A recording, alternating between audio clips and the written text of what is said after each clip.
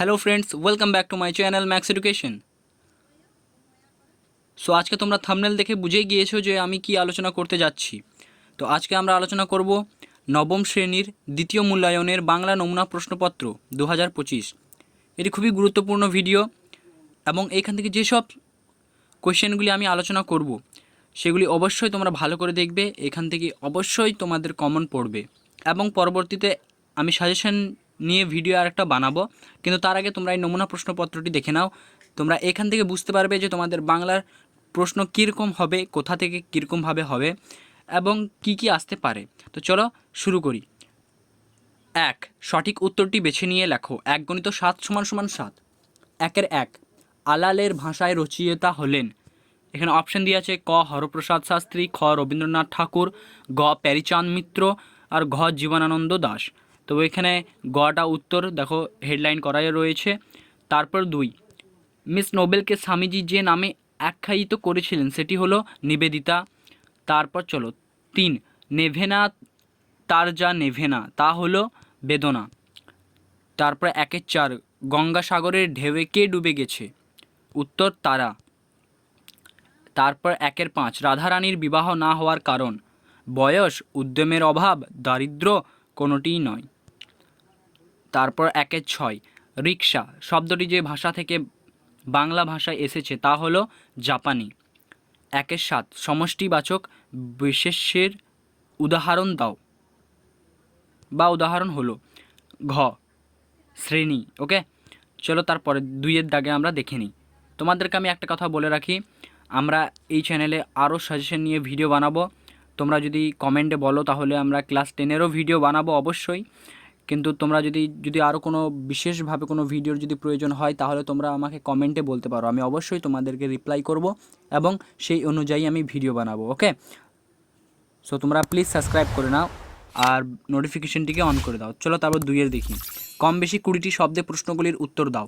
1 × 8 = 8। ওকে, 2-1, ভারতীয় মুক্ত মাদ্রাসায় কোন ভাষা বেশি করে পড়ানো হয়েছিল? উত্তর, ভারতীয় মুক্ত মাদ্রাসায় উর্দু ভাষা বেশি করে পড়ানো হতো, কারণ তা মুসলিম সমাজে প্রচলিত ছিল। তারপরে 2-2, স্বামীজি কাকে জো বলে ডাকতেন? উত্তর, স্বামীজি মা সারদা দেবীকে ভালোবেসে ও শ্রদ্ধা থেকে জো বলে ডাকতেন। তারপর 2-3, আবহমান কবিতার স্তবক সংখ্যা কয়টি? উত্তর, আবহমান কবিতার মোট 5টি স্তবক রয়েছে। ওকে, তারপর 2-4, আবহমান কথার অর্থ কী? উত্তর, আবহমান কথার অর্থ হলো চিরকাল ধরে চলে আসছে এমন, শাশ্বত বা অনন্তকালব্যাপী। তারপর 2-5, আকাশে 7টি তারা কবিতায় বটফলের রং কেমন? উত্তর, আকাশে 7টি তারা কবিতায় বটফলের রং ছিল লালচে পোকা। তারপর 2-6, এখানে তোমাদের ব্যাকরণ থেকে এসছে। ওকে, তৎসম শব্দ কাকে বলে? উত্তর, তৎসম শব্দ হলো সেই সব শব্দ যেগুলি সংস্কৃত ভাষা থেকে একেবারে অপরিবর্তিতভাবে বাংলায় এসছে, অর্থাৎ যেসব শব্দগুলি যেসব ভাষাগুলি সংস্কৃত থেকে একবারে হুবহু আমাদের বাংলা ভাষায় প্রবেশ করেছে। চলো তারপরে দেখি। 2-7, শব্দ দ্বৈত কাকে বলে?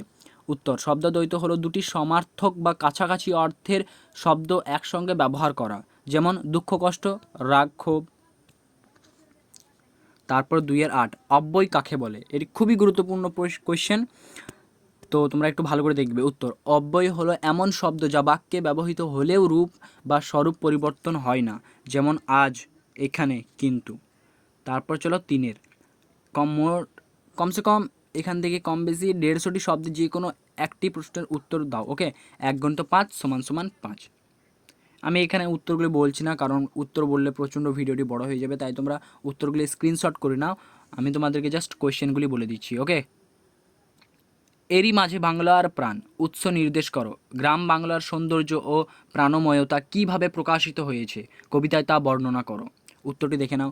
উত্তরটি তোমাদেরকে ছোট মনে হতে পারে, কিন্তু তোমরা নিজেদের সহায়িকা বই থেকে উত্তরটিকে যদি পাও তাহলে লিখে নেবে, নাহলে এইটুকু লিখলে তোমরা ঠিকঠাক নম্বর পেয়ে যাবে। ওকে, চিন্তা করার কোনো দরকার নেই। তারপর 3-2, কে এইখানে হারিয়ে গিয়েও আবার ফিরে আসে? উদ্ধৃতাংশটির তাৎপর্য ব্যাখ্যা করো। উত্তরটি আছে, তোমরা দেখে নাও। তারপর 4-এর, কম বেশি 150 শব্দের যে কোনো একটি প্রশ্নের উত্তর দাও। 1 × 5 = 5। 4-1, বাংলায় সংস্কৃত ও ইংরেজি ভাষার চর্চা এখনও প্রয়োজন বলে লেখক কেন মনে করেন? উত্তরটি তোমরা দেখে নাও। তারপর 4-2, ভারতীয় ভাষায় কোন ভাষার প্রভাব সবচেয়ে বেশি এবং কেন? এই প্রসঙ্গে নবনব সৃষ্টি প্রবন্ধে সিন্ধি, উর্দু ও কাশ্মীরি সাহিত্যের সম্পর্কে প্রাবন্ধিকের মতামত কী ছিল লেখো। তারপর 5 কম বেশি 150 শব্দের যে কোনো একটি প্রশ্নের উত্তর দাও। 1 × 5 = 5। 5 মনে হচ্ছে সরাসরি তোমাকে লেখা ভালো। সরাসরি লেখা প্রয়োজন কেন? তিনি সরাসরি কি কি জানিয়েছিলেন? উত্তরটি তোমরা দেখে নাও। চলো তারপর 5 যাই। তথাপি রাধারানী সেই 1 পয়সার বনফুলের মালা বুকে করিয়া রাখিয়াছিল। উদ্ধৃতাংশটির উৎস কি? 1 পয়সার বনফুলের মালাটি কি? এখানে তথাপি শব্দটি প্রয়োগ করা হয়েছে কেন? তারপর চলো 6 কম বেশি 150 শব্দের যে কোনো একটি প্রশ্নের উত্তর দাও। ওকে, 1 × 5 = 5। 6 ওই পাখি আমার চাই প্রফেসর, এটি ব্যোমযাত্রী ডায়েরি থেকে। ওকে, বক্তাকে কোন প্রসঙ্গে তার এই উক্তি? শেষ পর্যন্ত তিনি কি করেছিলেন? উত্তরটি তোমরা দেখে নাও। তারপর 6 তার সঙ্গে বেরিয়েছে পেন্সিল মুখে কারভাসের একটা ছবি। কারভাস কে? কোথায় কারভাসের ছবি বেরিয়েছিল? এর কারণ কি ছিল? কারভাস হলো একটি কাক। ওকে, তো এখানে তোমরা দেখতে পাচ্ছ উত্তরটি তোমরা স্ক্রিনশট করে নাও।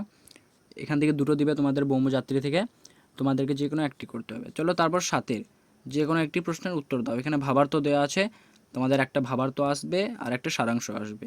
সো এখানে ভাবার্থ তো তোমরা দেখতে পাচ্ছ, উত্তরটি দেখে নাও। তারপর চলো 7 সারাংশটি লিখে নাও।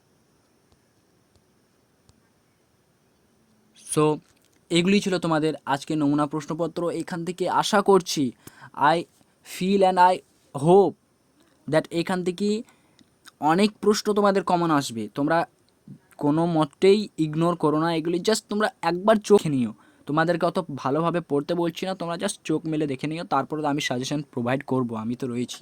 সো এগুলি ছিল তোমাদের সাজেশন। এবং তোমরা দেখতে পাচ্ছ এখানে আমার হোয়াটসঅ্যাপ নাম্বার আছে। তোমরা যদি এই পিডিএফটিকে পেতে চাও, ওকে, এই পিডিএফটিকে ভালো করে শুনবে, এই পিডিএফটিকে যদি পেতে চাও তাহলে হোয়াটসঅ্যাপে হাই সেন্ড করবে। ওকে, হাই সেন্ড করবে, আমি সরাসরি তোমাদেরকে এই পিডিএফটিকে দিয়ে দেবো। ওকে, সো আজকের মতো এতটুকুই, দেখা হচ্ছে পরের ভিডিওতে। টাটা।